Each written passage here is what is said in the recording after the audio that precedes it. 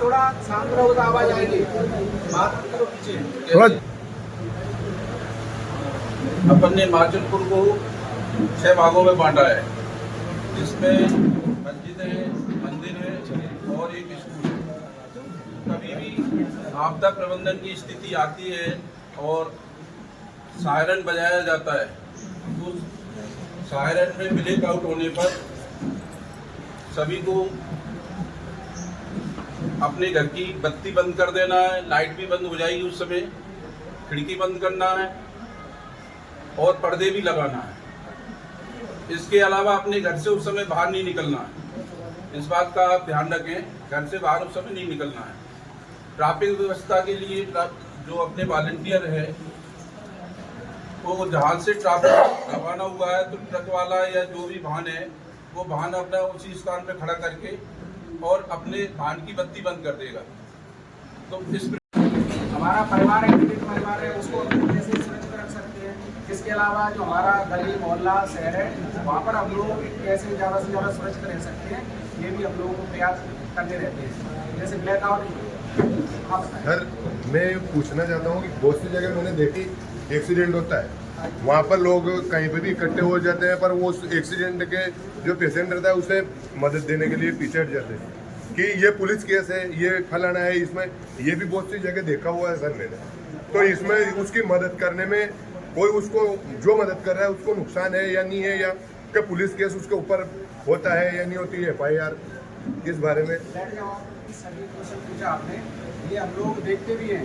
मतलब normal time पे यही मान के चलो कहीं एक्सीडेंट हो गया, मोटरसाइकिल कोई दूसरा टक्कर दे गया, वो वहाँ पे पड़ा है, 4-5 आदमी खड़े हैं, कोई वीडियो बना रहा है या कुछ कर रहा है, लेकिन उसको जो हमको करना चाहिए उसकी वजह तत्काल उसको लेके उसका सिर तो बांध के या जो कर सकते हैं उसको जल्दी से जल्दी हम लोग उपचार के लिए डॉक्टर के पास पहुँचा दें, अस्पताल पहुँचा दें।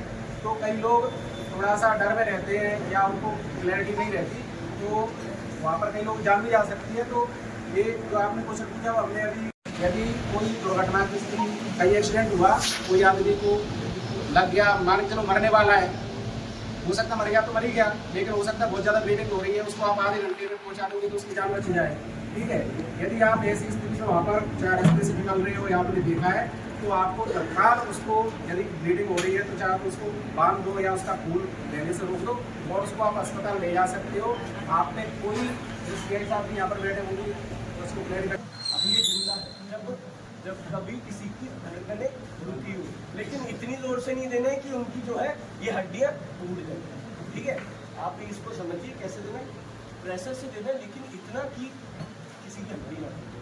1, 2, 3, 4 ऐसे हमें 1 मिनट में कम से कम 100 से 150 बार करना। और कैसे करते हैं, एक ये 30 बार करते हैं, 1, 2, 3, 4, 5, 6, 7, 8, 9, 10, 11।